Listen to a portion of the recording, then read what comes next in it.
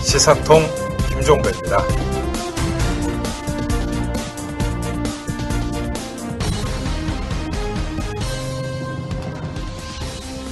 네, 여러분 안녕하십니까? 김종배입니다. 자, 오늘 수요일이죠. 오늘도 이 시국이 시국이다 보니까 이슈통으로 시사통을 꾸며드리겠습니다. 근데 오늘은 제가 터는 게 아니라 초대 손님을 한 분 모셨는데요. 저번에 더불어민주당의 홍익표 의원을 모신 바 있었고요. 오늘은 이 국민의당에 요즘 뭐 동분서주하고 있는 분입니다. 김경진 의원 모셨습니다. 어서 오십시오. 안녕하십니까? 네, 엄청 바쁘시죠? 예. 그렇죠. 호떡집에 불난 것 같습니다. 아침부터 저녁까지 회의. 네. 이게 금배지 다신 지 얼마 되지 않았는데. 네. 배지 달자마자 일하려고는 예상 못 하셨죠? 사실은 이게 정치가 아니라 정책을 하고 싶었거든요. 네. 그래서 소관 상임위 관련된 뭐 구체적인 이런저런 어떤 정책 의안을 이렇게 다뤄보고 싶었는데 너무 네. 빨리 그냥 정치의 시계가 다가와가지고. 그러니까요. 네. 지금 그 김경진 의원님은 이제 부장 검사 출신임에도 불구하고 과학 입국에 네. 이 한번 맞춰보겠다고 네. 이렇게 포부를 밝히신 바가 있고 네. 그래서 그쪽으로 이렇게 잡았는데 네. 지금은 방송 나오거나 이런 거 보면 전직 부장 검사이신 김경진 의원 모시고 뭐 하얀이 탄핵이니 이런 얘기하고 있지 않습니까? 네. 소속은 미방인데 실질적으로 법사위 일을 하고 있습니다. 그러니까요. 네. 그러니까 조금 전에 정책을 하고 싶었는데 네. 이게 안 되고 있다는 게 바로 그 말씀 아닙니까? 네, 그렇습니다. 빨리 평시로 좀 돌아가서 이 과학 입국에 우리 김경진 의원께서 일조하시기를 저도 바람하지 않습니다. 빨리 끝내야 되지 않겠습니까? 예, 빨리 끝내야 됩니다. 근데 끝날 길이 안 보입니다. 그런데 너무 중구난방 아닙니까? 지금 돌아가는 게? 이게 이제 박 전 대표를 어제 이제 대면을 했는데요. 네. 박 전 대표 말씀이 그거더라고요. 이게 1980년 봄하고 똑같은 상황이다. 상황은 굉장히 엄중한데 네. 그 어느 누구도 이 부분에 대한 의사결정의 핵심적인 가버넌스를 안 가지고 있기 때문에 네.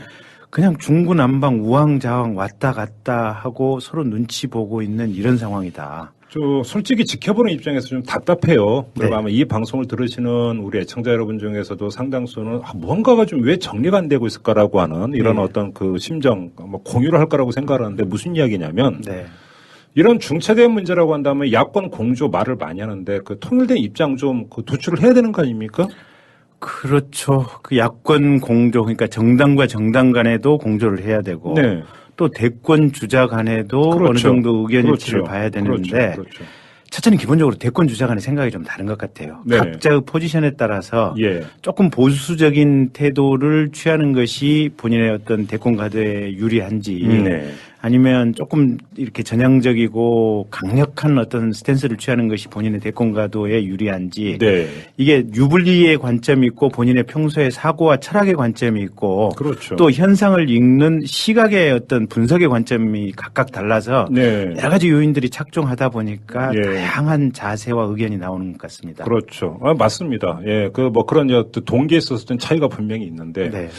그러면 그 말씀 하셨으니까 이거부터 한번 좀 여쭤보도록 하죠. 오늘 그 오전에 안철수 전 대표가 기자회견을 가졌습니다. 예.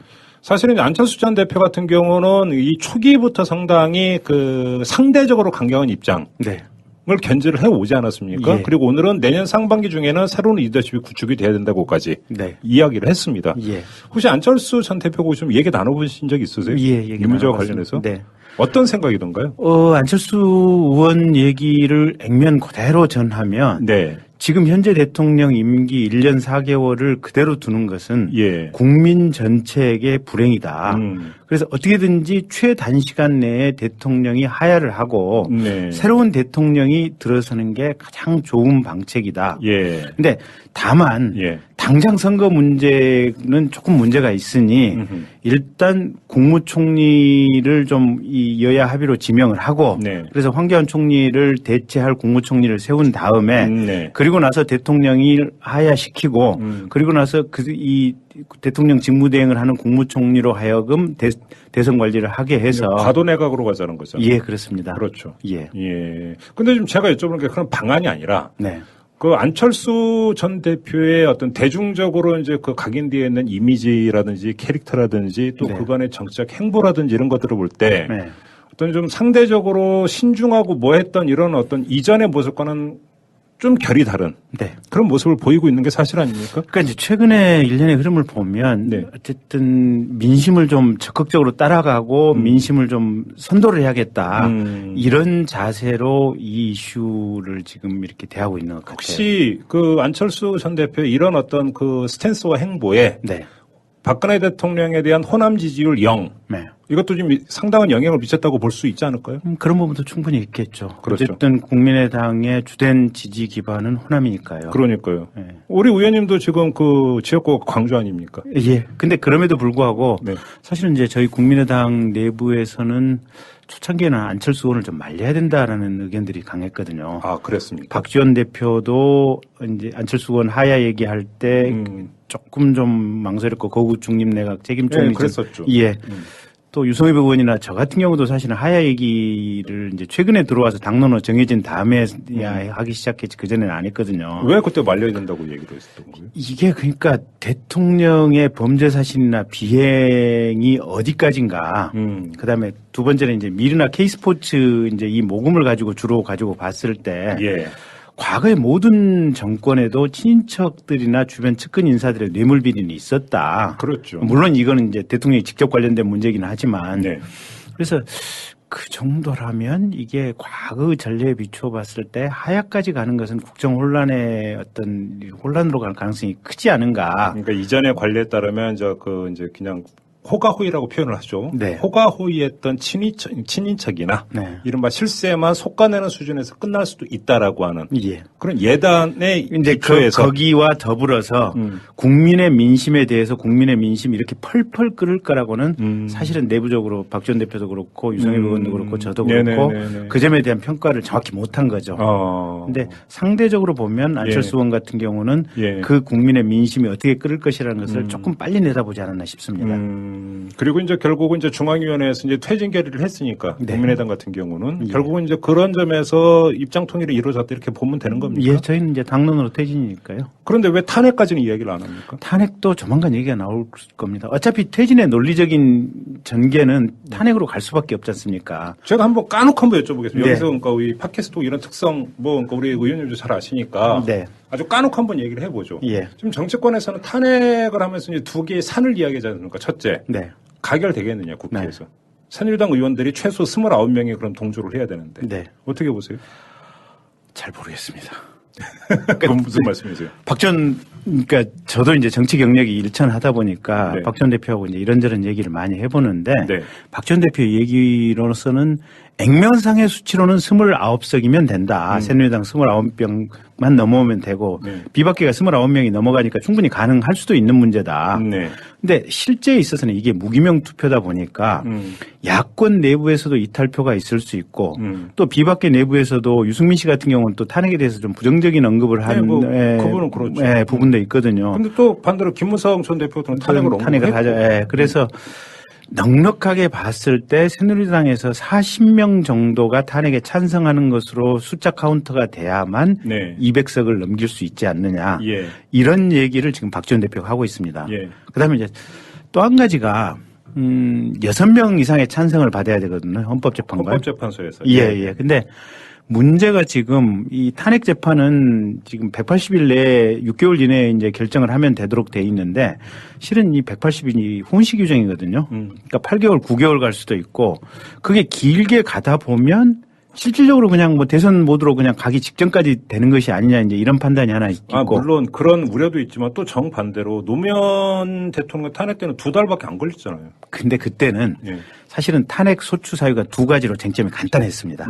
근데 지금은 여러 범죄 사실이 여러 개가 있으니까 실은 노무현 대통령보다 탄핵할 사유의 엄중성으로 보면 비교할 수 없이 많은데 그 하나하나를 가지고 입증을 해야 됩니다. 탄핵을 소추하는 입장에서. 네. 그러면 탄핵을 방어하는 대통령의 대리인이 이걸 부인하고 부정하고 하나씩 쟁점을 삼아 가다 보면 예. 이게 재판이 얼마든지 길게 끌어질 수 있는 측면이 있다 보니까 실은 짧게 가고자 하는 것은 야당의 어떤 의지일 수는 바람일 수는 있으나 길게 가고자 하는 늘려갈 수 있는 현실적인 어떤 이 어떤 활용의 폭은 탄핵의 상대방이 대통령이 가지고 있다. 그래서 야권 측 마음대로 할 수 없다. 아니 그런 현실적 우려는 충분히 이해가 될 수 있는 부분이 있죠. 네, 하지만 결국은 어떤 탄핵 심판의 속도는 네. 물론 어떤 그 대통령 변호인 측에서 지연 전술을 필 거는 뭐 삼척 동자라도 다 내잡을 네, 수 있는 네. 것이지만 결국 헌법재판소의 어떤 의지에 네. 의해서 그 속도는 결국은 그러니까 좌우되는 것이 아니냐. 근데 이제 1번. 문제는 그다음에 이제, 예. 근데 그러면 헌법재판소 재판관들의 의지라고 하는 것들 어디서 규정되느냐. 결국은 그것은 어떤 국민들이 여론에 의해서 강제되고 압박될 수 있는 것 아니냐라고 하는 이런 시각도 있잖아요. 근데 국민의 여론이 과연 얼마만큼 이 보수 집단을 강제할 수 있을 것인가. 그러니까 이 지금 헌재 구성이 사실은 통진당을 해산 결정을 했던 그 헌재 구성들이거든요. 네네네. 그러면 정말로 우리 사회의 어떻게 보면 보수의 상당히 어떤 정수다라고 볼 수도 있는 측면이 있는데 과연 압박이 될까 국민의 여론이 그게 하나가 있고 또 한 가지는 이제 이게 9명이지 않습니까? 헌법재판관. 네. 9명 중에 2명이 내년 2월, 3월 중에 지금 임기 만료로 지금 고리가 되거든요. 그렇죠. 그러면 이제 2명을 임명을 해야 되는데 만약에 대통령이 임명에 관해서 사실상 이런저런 지연 전술을 쓰게 된다면 이게 실은 고리 상태는 반대로 의제가 되는 겁니다, 지금. 네네네. 그러다 보면은 이게 6석을 이렇게 쉽게 채울 수 있을까 이제 그런 고민도 좀 현실적으로 있습니다. 네, 아니 그러니까 그런 현실적인 어떤 고려는 충분히 이해를 할 수 있다라는 것이죠. 네. 그런데 이제 좀 제가 여기서 이런 질문을 한번 좀 드려보고 싶어요. 어제 청와대에서는 분명히 이제 그 입장이 나오지 않았습니까? 네, 네. 하야 없다. 네. 이선 후퇴도 없다. 네. 좀 황당하긴 하지만 아무튼 네. 청와대에서 입장이 나왔습니다. 이런 상태에서 청와대를 움직일 수 있는 카드가 뭘까요? 탄핵밖에 없습니다. 그래서 예. 그러니까 청와대에서는 지금 이제 속된 말로 진지공사하고 앞으로 기관총 내놓고 끝까지 지금 장렬하게 산화하겠다는 지금 이런 입장을 지금 피력했지 않습니까? 그러니까 진지전 들어간 거잖아요. 예. 그렇잖아요. 그러면 사실은 대포를 쏴서 산화를 시켜야 되거든요. 그런데 예. 아니 현실적으로 지금 그 방법밖에 없고 네. 그래서 야당 야권 내부에서도 지금 탄핵으로 갈 수밖에 없지 않느냐 이런 움직임이 물밑에 이렇게 도도하게 흐르고 있는데 어쨌든 그리고 지금 하나가 이제 또 하나 하면 이제 그 새누리당의 이제 일부 의원들의 그러니까 동조 여부가 이제 관건이라고 말씀을 하셨는데 네. 사실은 국회에서 이 부분들 같은 경우도 새누리당이 박근혜 대통령과 이제 순장조로 가느냐 네. 아니냐를 가르는 네. 또 중요한 계기가 될 수도 있는 것 아닙니까? 네. 그래서 이게 탄핵이 들어가서 구체적으로 표결까지 가게 되면 실질적으로 새누리당의 어떤 확정적인 분당을 유도할 수 있는 정치적인 효과도 분명히 있을 것 같아요. 네. 그래서 탄핵을 들어가는 것이 범야권 입장에서는 나쁘지 않은 것 같은데 어쨌든 현실적인 내부 개가와 관련해서 네. 이 야권 내부에서도 이게 유리하다 저게 유리하다 이게 분명한 판단이 안 서기 때문에 이 판단의 메인스트림의 흐름이 아직은 형성이 안 된 상태입니다. 제가 볼 때는 그러니까 좀 분명하게 얘기해요. 그러니까 그 야권 안에서도 갑론을박이 이루어지는 것은 이 카드를 택했을 때는 이런 문제가 발생을 하고 네. 저 카드를 택하면 저런 문제가 발생을 하기 때문이고 네. 그거에 대해서는 충분히 이해할 수 있는 부분이 있는 것 같아요. 네. 그러니까 그래서 이것이 정답인데 왜 너희는 따라오지 않느냐라고 일방적이고 단순하게 재단하고 뭐 비판할 그런 성질의 문제는 아니라고 저도 인정을 해요. 네. 근데 그러니까 돌아가는 그 형국을 보아하니 참으로 깝깝한 게 뭐냐면 청와대가 하야 안 해. 이선 후퇴도 못 해. 네. 이선 후퇴는 헌법에 위배되고 못 해. 네. 해봐 니네. 이렇게 하는 데에는 결국 무슨 이야기냐. 니네 탄핵 못 할 거잖아. 네. 니네 탄핵 못 할 거니까 니네가 그러면 나를 압박할 수 있는 게 뭔데 없잖아. 네. 한번 붙어보자. 네. 이렇게밖에 해석이 안 되는 거잖아요, 사실. 예, 맞습니다. 그렇잖아요. 그래서 이제 저희 당내에서도 보면 안철수 의원 같은 경우는 지금 적극적으로 탄핵을 준비하자라는 입장이고요. 네. 박 전 대표는 조금 이렇게 아주 꼼꼼하게 지금 개가를 해보고 있는 것 같습니다. 그래서 일각에서 이제 탄핵이라고 하는 게 아주 적극적인 압박의 수단으로서의 또 탄핵 카드. 네. 이것도 언급이 되고 있는 거지 않습니까? 네, 그렇습니다. 쉽지 않습니다. 사실은 이 정도면 본인이 알아서 결정을 해야 되는 게 정상 아닙니까? 저 정도 멘탈은 돼야만 대통령을 하는가 봅니다. 이게 대통령 쉽지 않은 자리입니다. 저건 강철 멘탈입니까? 비정상 혼입니까? 근데 네. 오늘 아침에 지금 이제 보도를 보다 보니까 사실은 이게 굉장히 우려되고 걱정되는 기사를 한두 개 접했어요, 보면. 그 차원병원에 이제 이렇게 뭐 주사제 뭐 주사제, 혈액 검사. 근데 혈액 검사를 지금 대통령의 혈액을 최순실 씨 명의로 지금 이렇게 차원병원에 가지고 와서 지금 검사를 받았다는 거 아니겠습니까? 네. 도대체 왜 그랬을까? 대통령의 혈액 속에 무슨 질병의 의심이 있길래 그거를 비밀리에 익명으로 혈액 검사를 해야 할 만한 사정이 있었을까? 예. 그게 하나 문제가 있고, 두 번째는 대통령에게 무슨 비타민 주사제를 가지고 갔다는데 청와대 의무실에서 비타민 주사제는 새거 썼을 텐데 그러니까요. 그 해명을 과연 믿을 수 있을까? 근데 오히려 지금 주목되는 부분은 그 차원병원 주치의로 외래 주치의로 위촉이 됐었던 김모 씨 개인 병원 있지 않습니까?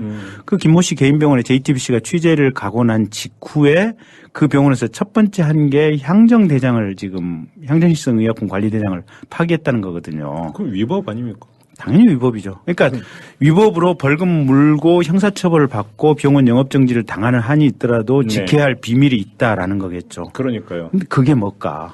그러니까요. 그러니까 이제 세간에 돌아다니는 아주 흉흉한 소문이 그게 이제 대통령한테 가지 않았을까 뭐 이런 식의 소문들이 떠돌아다니는데 정말로 이건 대통령이 해야 된다고 생각하는 저 김경진 의원이지만 그 소문만은 사실이 아니기를 정말로 바라고 있거든요. 만약에 지금 세간에 나오는 의혹이 사실로 밝혀진다면 우리는 지금까지 어떤 대통령하고 지내온 겁니까 도대체? 네? 그러면서 말문이 막혀버리는 거 아닙니까? 사실? 아무 얘기도 할 수가 없는 겁니다, 이거는. 그래서 기가 막힌 이거는 대통령의 뭐 세월호 몇 시간 또는 대통령의 무슨 국정교과서, 대통령의 댓글로 대통령 된 거 이런 부분하고 지금 근본적인 차원이 다른 문제여서요. 네. 이건 정말로 세간의 소문이 틀리기를 희망하고 있습니다. 그러니까요. 먼저 지금 이 이야기가 나온 게 도대체 그 대통령의 생각이 뭐냐. 네. 지금 여기서부터 이야기가 나왔는데 제가 볼 때는 이 정도까지 100만 촛불이 밝혀지고 이 정도로까지 국민들이 메시지를 전했으면 알아들었을 거라고 생각했는데 전혀 알아듣지를 않고 있다라는 거지 않습니까? 그게 이제 대통령 입장으로 가서 이제 추론을 해보면 읽히는 게 이런 것 같아요. 그러니까 첫째는 본인이 임기를 끝까지 좀 버텨봐야겠다. 임기 말까지 끝까지 가봐야겠다. 그러기 위해서는 지금 검찰 공소장에 지금 최순실 씨라든지 아니면 안종범 씨 공소장에 대통령 관여 사실이 구체적으로 적나라하게 적시가 되면 이게 탄핵소추의 분명한 증거가 되거든요.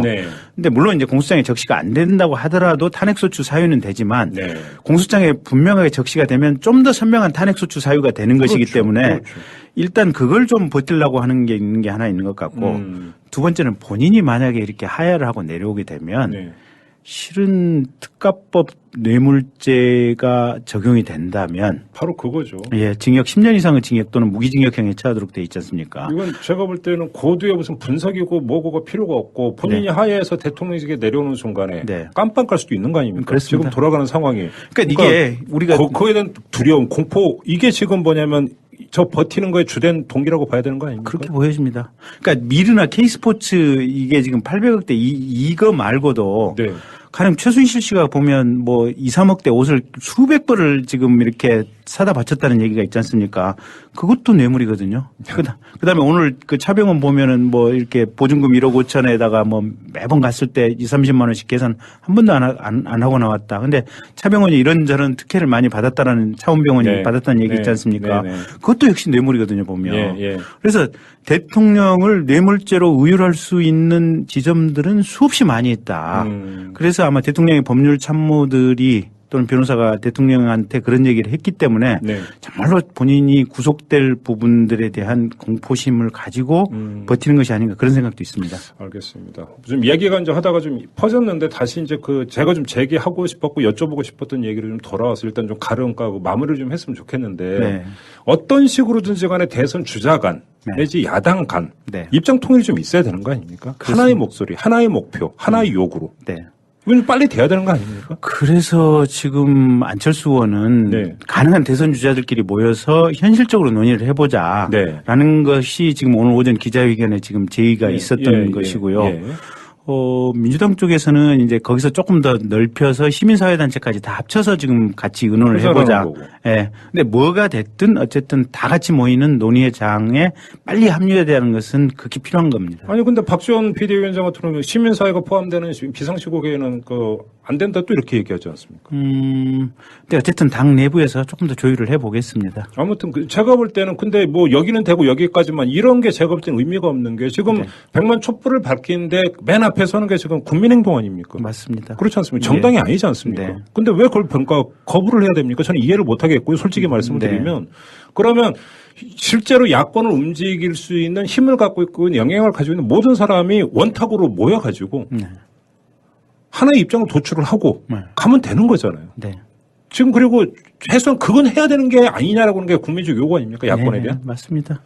그게 이제 다만, 네. 그러니까 그 박 전 대표가 그렇게 얘기를 한 것은 논의의 장이라든지 논의 구조의 효율성, 뭐 아마 이런 차원에서 얘기를 했을 거고, 네. 그게 절대로 안 된다 이런 차원은 아닐 겁니다. 그렇죠. 네. 예. 아무튼 좀 빨리 좀 이게 좀 그 교통 정리가 좀 됐으면 좋겠다라고 네. 하는 바람.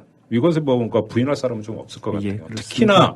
특히나 청와대가 저렇게 나섰다라고 한다면 더더군다나 이제는 분명히 네. 그러니까 구도를 아주 단순화하고 명료할 필요가 있지 않느냐라는 것이죠. 네. 그렇지 않습니까? 네.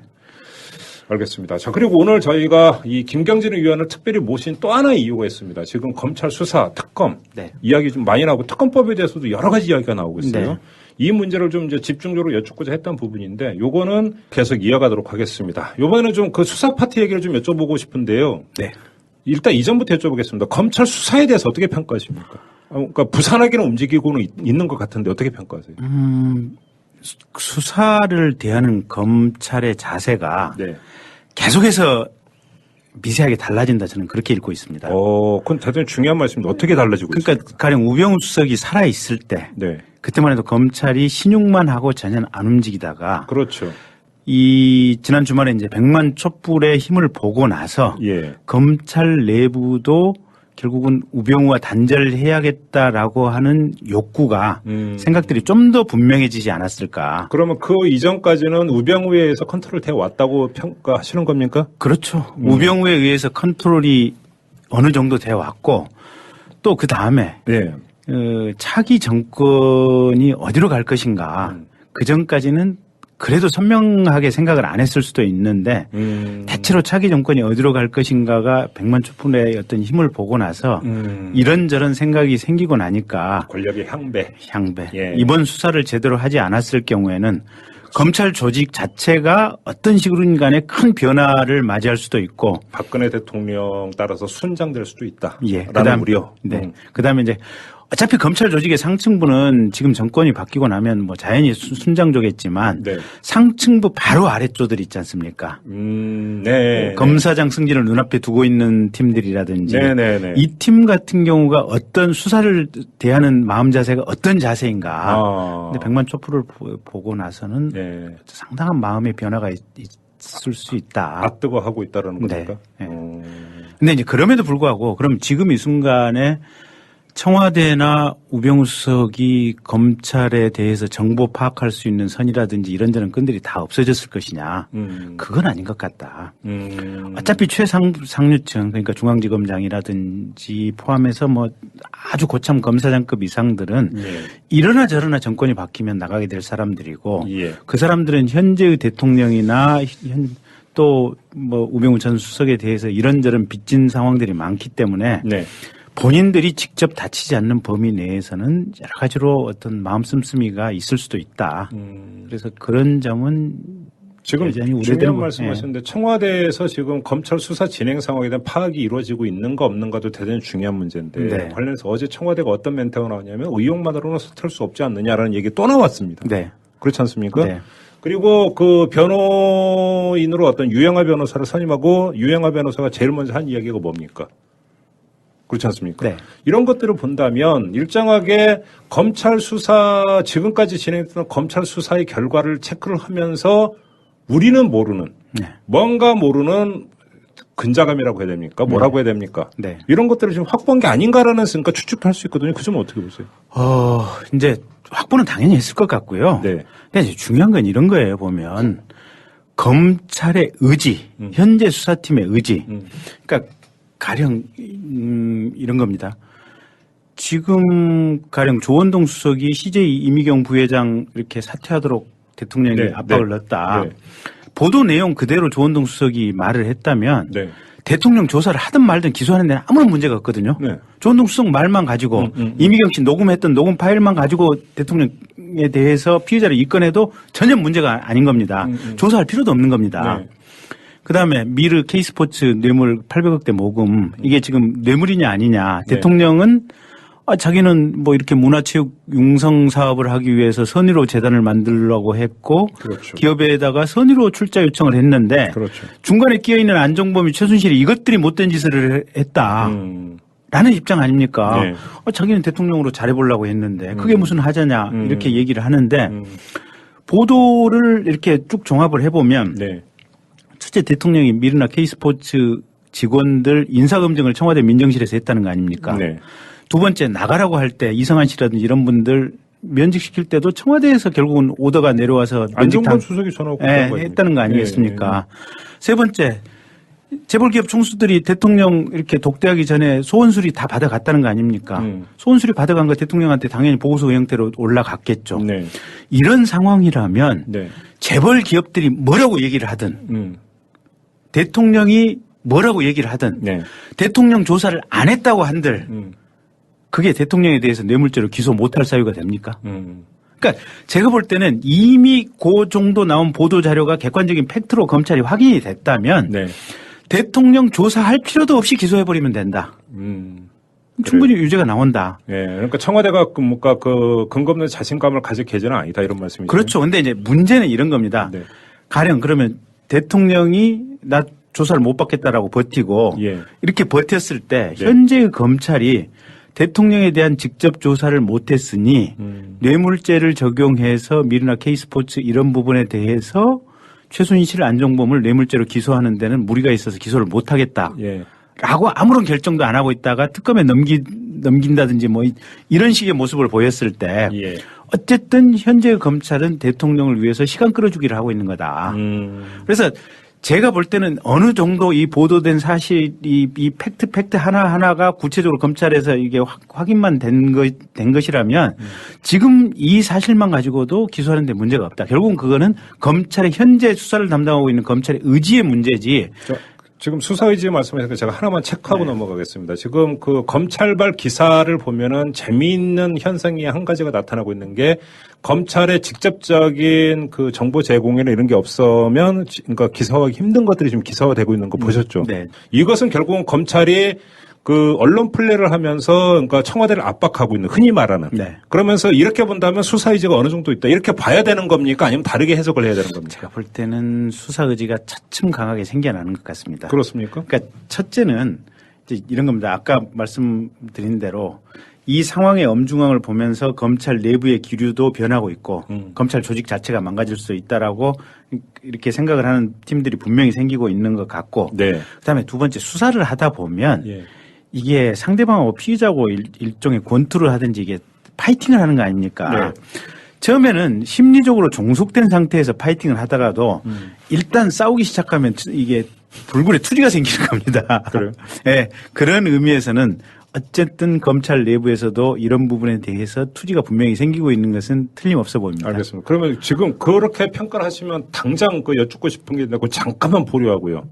최재경 그 민정수석의 관여 여부는 어떻게 보세요? 관여를 하고 있겠죠.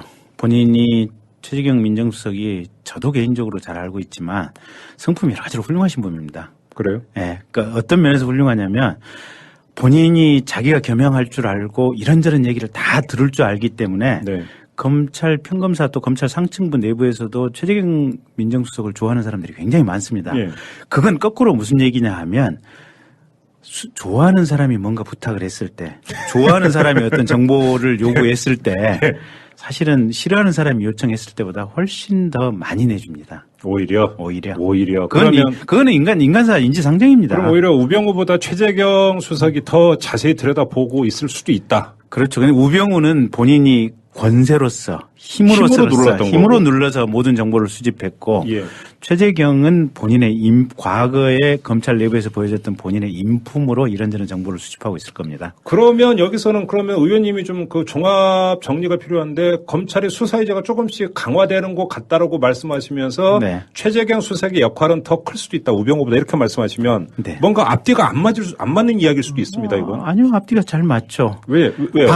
방어를 하고자 하는 청와대 대통령 최재경 수석의 입장에서는 어쨌든 본인의 역량을 최선을 다해서 이렇게 저렇게 정보를 빼내고 하는 것이고 검찰 내부에서는 날이 갈수록 시간이 흐를수록 수사에 대한 의지라든지 이런 것들이 이런저런 이유로 강해지고 있는 것이고 그러면 지금 최재경 현 수석의 역할은 수사 진행 상황에 대한 파악이지 네. 수사의 그 컨트롤 타워로서 수사를 조율하는 것까지는 못 가고 있다 지금 이런 말씀이십니까? 이 상황에서 완벽히 어떤 수사를 조율하는 정도까지는 불가능할 겁니다. 하려고 했을 때 예. 어쨌든 이게 아까 말씀드린 대로 다음 정권 들어와서 검사장 진급하고 이러려는 사람들 네. 이런 사람들 차하급자의 레벨부터는 여러 가지 생각이 많기 때문에 네. 그런 부분들이 외부로 노출됐을 때 파괴력이 너무 크다. 그래서 수사를 어떻게 보면 이렇게 완벽하게 조율하기는 쉽지 않다. 예. 거기다가 검사가 지금 32명이 붙어 있지 않습니까? 네네네. 그래서 어쨌든 그게 그렇게 우병우 수석이 있을 때 또 대통령이 강력한 리더십을 가지고 있었던 3달 전과 지금은 정말로 많이 다르다라고 봐야 될 것 같습니다. 그래요. 혹시 이 비공식적으로 검찰 특별수사본부의 지금 그 상황 이런 것 좀 파악 좀 하고 계십니까? 파악 안 하고 있습니다. 그거 파악하기 싫어서 제가 미방인 같습니다. 제가 아주 간단한 질문 하나 드리겠습니다. 네. 조금 전에 이제 그 의원님께서는 검찰의 수사 의제가 조금씩 강화되고 있는 것 같다고 평가하셨는데, 네. 그럼 굳이 특검 뭐하러 갑니까? 그래도 특검을 가야 한다는 전제가 있어야만 네. 검찰이 더 철저히 수사를 합니다. 그래요? 왜냐하면 검찰이 수사했던 그 수사 기록 자체를 네. 특검이 고스란히 가져다 보고 이를 검증하는 역할을 하기 때문에 예. 특검을 안 한다고 하는 것은 검찰 지들이 멋대로 수사를 해도 이게 검증 장치가 없다는 뜻이거든요. 네. 특검이 간다는 게 전제가 돼야만 이게 내가 수사하는 게 검증을 당하는구나 라는 어떤 간접적인 심리적 압박이 있기 때문에 네. 특검은 반드시 가야 됩니다. 그래요. 그런데 지금 민변 같은 경우는 그 여야가 합의한 특검 법안에 대해서 아주 강도롭게 성토한 거 알고 계시죠? 부족하다는 거죠. 예, 문제가 상당히 많다. 예를 들어서 자, 왜 그 복수를 추천하냐? 단수 추천해야 된다. 네. 왜 박근혜한테 선택 여지를 주느냐? 네. 이거 하나. 네. 그 다음에 수사기간도 일단 70일로 해놓고 50일 그러니까 연장할 수 있는데 그것도 박근혜 대통령이 허가. 네. 아니, 수사 대상인데 왜 자꾸 그러니까 수사 대상한테 권한을 자꾸 주느냐. 네. 이런 여러 가지 문제를 제기를 하고 있지 않습니까? 네. 어떻게 받아들이세요? 그러니까 그거는 결국은 이제 야당의 어떤 협상력이랄까. 네. 애시당초 저희가 세게 주장을 하고 강하게 밀어붙여서 협상을 했어야 되는데 네. 기존의 특검법에서 한 1.8배 정도 강한 특검법을 만든다라고 어떻게 보면 목표 좌표를 그렇게 놓다 보니까 실은 이제 1.8배 정도의 특검법을 만들어내긴 했는데 네. 그래도 민변 눈에 보기에는 많이 부족한 것이 아닌가 싶습니다. 어쨌든 지금 특검 후보를 복수로 추천하게 돼 있죠. 그러면 근데 야당 몫입니다. 둘 다 야당 추천입니다. 둘 다 야당. 그러면 지금 더불어민주당이 1명, 국민의당이 1명 이렇게 돼 있습니까? 예. 뭐 딱히 그런 건 아닌데 어쨌든 뭐 그렇게 될 수밖에 없는 구조입니다. 그러면 솔직히 한번 말씀해 줘 보세요. 국민의당에서는 누굴 지금 검토하고 있습니까? 저희는 일단 신청을 받아 보겠다라고 하는 건데 자원을? 예. 근데 최동욱 전 검찰총장 얘기가 나오고 있더라고요. 예. 근데 박 전 대표는 최동욱 총장 해도 좋은 거 아니냐라고 얘기를 하시는데 저는 개인적으로 반대입니다. 왜요? 그러니까 최동욱 총장이 예. 국정원 댓글 사건 수사할 때 보여줬던 살아있는 권력에 대한 어떤 강력한 수사 의지 네. 이런 수사 의지와 결기 이런 측면에서 보면 최동욱만한 적임자가 없습니다. 네. 최동욱, 윤석열, 박형철 이 팀을 다시 불러내서 이 수사를 맡기면 정말 잘할 것 같은데 문제는 저 보수라고 하는 사람들이 갖가지 말을 만들어내는 데는 정말로 1등인 사람들입니다. 오히려 최동욱 특검이 됐을 때는 어떤 특검의 어떤 신뢰성을 수사 의도라든지 가지고 이런 것들에 오물을 씌울 수 있다 이런 폄하시키는 말씀이시죠? 작업이 지금도 저기 박종배 선생님, 김종배 선생님 저기 카톡으로 대통령 탄핵하지 맙시다 하고 어르신들 사이에 도는 카톡 문자 혹시 받아보셨습니까? 아니요, 전 못 받아봤어요. 별의별 내용들이 다 돌아다니고 있습니다. 어떤 내용이 있습니까? 또? 그러니까 뭐 이렇게 박근혜 대통령을 하야시키려고 하는 것은 무슨 좌경 무슨 주의자들이 뭐 어떻게 한다느니 이런 카톡들 저한테도 옵니다. 아, 그래요? 예. 그런 상황인데 그러니까 박근혜 대통령이 진지를 구축하고 안에서 진지 안에 기관총을 버티고 있는 것은 그 세력이라도 규합해서 최선으로도 어떻게 가보겠다라는 뜻이거든요. 근데 최동욱 총장의 수사 의지나 수사의 결기는 용기는 굉장히 높이 살 수 있으나 네. 최 총장을 특검으로 했을 때는 그런 문제가 발생하리라는 것은 사실은 그러니까 명확합니다. 쉽게 이제 보수나 저런 사람들 쪽에서 최동욱이 이제 그 자기가 이제 속간해진 사람이다 보니까 그러니까 억하심정을 가지고 보복 수사할 것이다. 보복 수사하는 것 아니냐 이런 식으로 네. 그 왜곡할 수 있다 네. 이런 우려입니까? 예, 그렇습니다. 그리고 굳이 최동욱이 아니더라도 네. 사실은 지금 아까 이제 윤석열 부장검사 네. 말씀을 드렸는데 윤석열 씨 같은 분 검찰에 파견 받아서 결국은 이제 파견 받는 검사들이나 수사관들을 누구를 받느냐가 제일 중요하거든요. 좀 이따 여쭤보려고 했던 게 바로 그건데요. 네. 특검 한 명도 대단히 중요하지만 실제로 수사를 하는 것은 파견받은 검사 주축 아닙니까? 네, 네. 특검팀이 20명 지금 파견받게 되지 않습니까? 검사 20명, 수사관 40명. 그렇죠. 예. 이들이 누구냐에 따라서 얘기가 달라지는 거죠. 그게 사실은 본질입니다. 그러니까요. 예. 예. 그래서 윤석열 씨 같은 분을 통해서 결국은 이렇게 정말로 수사 의지가 있는 사람들을 잘 선발해서 오는 것이 최대의 관건이다. 네. 그다음에 두 번째는 이번 특검법에 그나마 과거의 특검법의 어떤 문제점들을 좀 파악해서 보완 장치를 하나 넣은 게요. 예. 과거에는 명목만 특검이 수사지휘를 했지 실제 그러니까 낮에는 특검 소속이고 밤에는 검찰청 소속인 파견검사들이었거든요. 파견검사들의 행태가 저녁에는 몰래 핸드폰으로 검찰청에 다 보고를 해서 검찰청 청와대에서 특검이 어떻게 활동하고 있는지 쏙쏙들이 꿰뚫고 있었거든요. 그러니까요. 예. 근데 이번 특검법에는 파견되어 온 검사나 검찰 수사관이나 행정지원 요원들이 본인 원소속 기관에 이런 특검 수사 관련된 내용을 보고를 하거나 누설을 했을 때는 네. 그 자체를 형사처벌하는 조항을 만들어뒀습니다. 아, 요번에 그게 들어가 네, 있습니다. 그게 들어가 있습니다. 그래서 다른 특검법보다 사실은 그게 물론 이제 그렇다고 하더라도 정말로 몰래 보고할 그걸 자들이 잡아낼 수 있을까요, 근데? 어려운 문제긴 하죠. 그런데 심리적인 위화 효과는 분명히 있습니다. 그리고 과거처럼 100에 100%다 읽히지는 않을 겁니다. 네. 그러니까 과거에는 특검 안에 있는 모든 동향을 사실은 대검찰청이나 청와대 안에서 속속들이 읽고 있었는데 네. 이제는 읽어봐야 30~40% 한 40~50% 읽을 것이다. 그러면 읽지 못하는 영역이 분명히 생길 거라고 봅니다. 그래요. 예. 그리고 이제 이번 특검법 중에 이제 어쨌든 이 특검이 수사하다가 네. 이제 관련되는 사건들은 다 인지 수사를 할 수 있도록 돼 있거든요. 네. 그래서 뭐 김기춘 부분이라든지 세월호 7시간이라든지 이게 민 변호사는 물론 그걸 왜 명시적인 조항으로 못 박지 못했느냐라고 그러니까요. 비판을 하고 있지만 예. 수사를 할 수 있는 근거는 다 만들어 놨습니다. 그러니까 그런 것도 수사할 수 있다? 네. 그래서 과거에 그러니까 기존에 현재 있는 상설특검법 법조항보다는 지금 이번에 의결하는 특검법 조항은 어쨌든 2배까지는 아니고 한 1.78배 정도 강한 특검법이다. 네. 이렇게 이해해 주시면 될 것 같습니다. 그럼에도 불구하고 민변이 아주 강도롭게 성토를 하고 국민 상당수도 지금 특검법이 부족하다라고 한다면 혹시 그 조금이라도 더 순결할 여지는 없습니까? 사실은 더 손질해서 더 강하게 하면 좋죠. 그러니까 네. 민변이 지적하는 이번에 이제 청와대 압수수색을 해야 되는데 청와대가 군사시설이다 자기네들 이렇게 주장을 하면서 압수수색 못 받겠다고 부동의하고 있지 않습니까 보면. 군사시설이요? 예. 네. 예. 그래서 이제 그런 부분 형사소송법 112조, 113조 배제에 관한 부분이 특검법에 들어갔어야 된다라고 민변이 지적하고 있는 부분인데 그런 부분은 저희가 조금 뭐 이렇게 수정할 수 있는 부분이 분명히 있는 것 같고요. 근데 문제는 또 정반대 지금 그 걸림돌이 돌출된 게 권성동 법사위원장. 네. 새누리당 소속에. 네. 의결 못하겠다고 지금 나오지 않습니까? 네, 그렇습니다. 이거 어떻게 됩니까 이러면? 법사위에서 묶여 있으면 방법이 없습니다. 이게 이제 네. 유일한 방법은 이제 3당 원내대표 합의로 이제 직권상정해서 직권상정하는 본회의를 직행하는 것밖에 없는 건데. 네, 그렇습니다.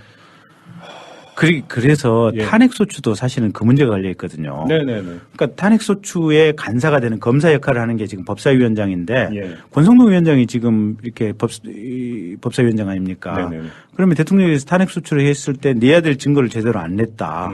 그럼 우리가 권성동 위원장을 직무유기로 형사고발하는 것 이외에 사실은 딱히 뭘 할 방법이 없는 상황입니다. 네네. 새누리당하고 합의가 된다면 법사위원장직에서 해임을 하고 이게 뭐 새 선출을 한다면 몰라도 그러기 전에는 이 탄핵소추 과정에서 법사위원장의 역할도 사실은 현실적인 걸림돌입니다. 그러니까 앞서도 얘기했지만 이제 그 가결 여부도 그렇고 네. 이제 그 법사위원장의 역할도 그렇고 이 모든 게 이제 새누리당으로 이제 사실은 공이 넘어가는 거지 않습니까? 네. 그렇지 않습니까? 네. 여기서 이제 새누리당이 일치 단결해 가지고 뒤엎어버릴 수도 있는 거고요. 네. 오히려 그것이 이 새누리당을 코너로 모는 것일 수도 있는 거고요. 그렇죠. 네. 이게 사실 양면이 다 있다고 좀 봐야 될 네. 것 같습니다. 그러니까 정치적으로 뭐가 좋은지 분명하지가 않아요. 예측이 조금 불분명하다 보니까 네. 그래서 방법론상으로 여러 가지 이 다양한 얘기들이 나온 것 같고 아직까지는 하나의 어떤 흐름이 잘 안 나오고 있는 것 같습니다. 그러니까 저는 이런 생각이 좀 드는 게 지금 이 상황과 이 국면을 볼 때 무엇이 정답이냐를 찾는 게 아니라 네.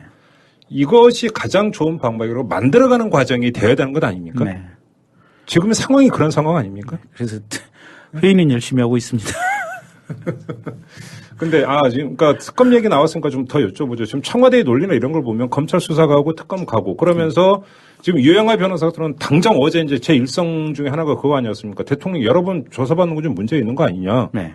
그 원샷으로 가자. 네. 이런 얘기 하지 않습니까? 네. 그런 거 특검까지 가니까 그럼 굳이 지금 검찰 조사 받을 필요가 있느냐 이런 지금 논리로 가고 있지 않습니까? 네. 이거 어떻게 받아들여야 되는 겁니까? 아니 피의자가 지가 몇 번을 조사받든 지 맘대로 결정합니까? 대한민국 그런 피의자 있습니까? 아니 헌법에 규정된 특권이라고 하는 것이 불소추 특권이지 불수사 특권은 아니지 않습니까? 아니, 제가 뭘 여쭤보냐면 네. 아니 자 특검이 발의가 됐다라고 하는 것은 검찰 수사의 불안정성을 정치권 당신들도 인정을 하니까 네. 특검법을 만든 거 아니냐. 네. 따라서 모든 것을 검찰의 수사 결과를 가지고 판단하면 안 된다. 네. 특검 수사 결과까지 봐야 되는 것 아니냐라는 식으로 네. 네. 논리를 펼 수 있다라는 것이죠. 아니 그건 맞는 얘기죠. 네. 그렇지만 네. 어쨌든 지금 상황에서는 검찰이 수사를 하고 있는 것이고 검찰이 필요해 수사상 필요해서 소환 요구를 한다면 대통령 본인 스스로 2차 사과 때 검찰이든 특검이든 수사 원하는 대로 다 받겠다라고 했지 않습니까? 자기가 자기 입으로 거짓말한 거 아닙니까? 그렇게 거짓말 필요하다면이라고 하긴 하는 뭐 단서를 달았습니까? 그 전에 최순실 때는 예. 대통령 뭐라고 했는지 기억하시죠? 국기를 문란시키는 유언비어라고. 그렇죠. 할 말이 없습니다.